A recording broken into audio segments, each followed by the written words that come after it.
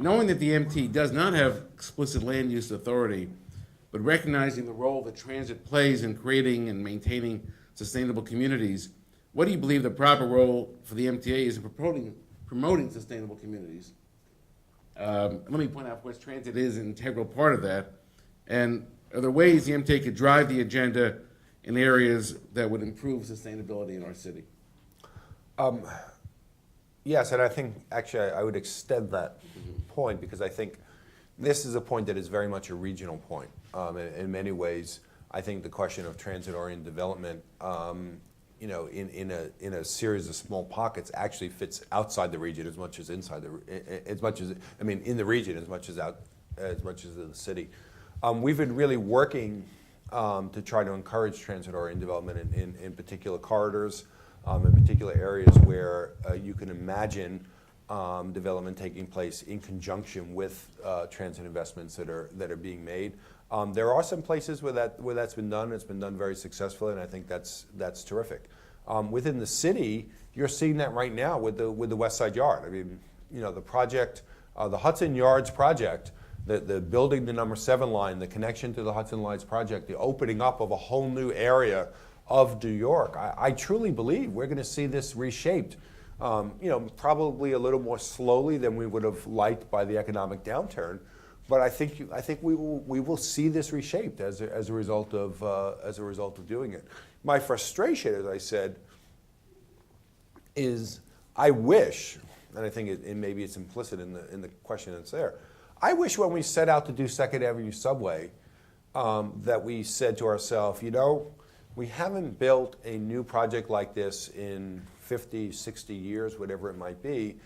The laws that we have today may not have been the best laws to be fit for purpose to be able to do it. Maybe we should have taken a much broader and expansive thought process around the Second Avenue subway that would have actually led us into a thought that said that actually the redevelopment of the area on Second Avenue and the way we thought about that was in fact one of the objectives of this project, and found a way to see if we could value capture that for the MTA. I mean, one of the reasons why the MTA is perpetually in a place of needing public support is that the value it creates is not captured by the MTA, it's captured by other parties.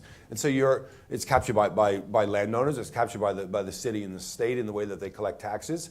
But Second Avenue was potentially an opportunity to be able to do that, and I think that was an opportunity lost. Well, I think, let me just close with a question which I don't think you'll have anywhere else raised to you. Now I'm really nervous. Do you think the MTA in running mass transit should take over PATH and New Jersey Transit so that you really have the full regional mass transit under your domain?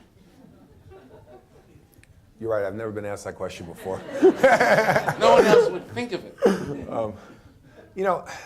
I have to say that I think I don't know that you ever get to the point of doing that, and I'm not sure that there's a huge benefit to doing it. I think what we've been concentrating on to some extent is trying to break down the sort of national border that's the Hudson River.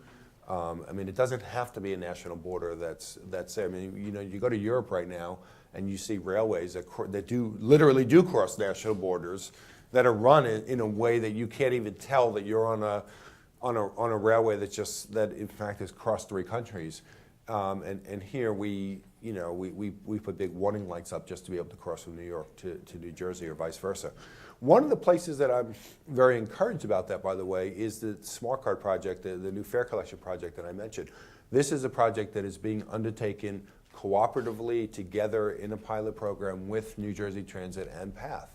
And yes, I'm sure everyone looks at the MTA as a 600-pound gorilla in that process, but we have set out to say that we actually want a system that will work not just for the subway, not just for the bus, but also for our commuter railroads and for PATH and for New Jersey Transit, and that can give us the integrated basis of somebody being able to use the transit system to some extent in this exact same way that we've come to expect with EasyPass and the way that we drive across the region in being able to think about that.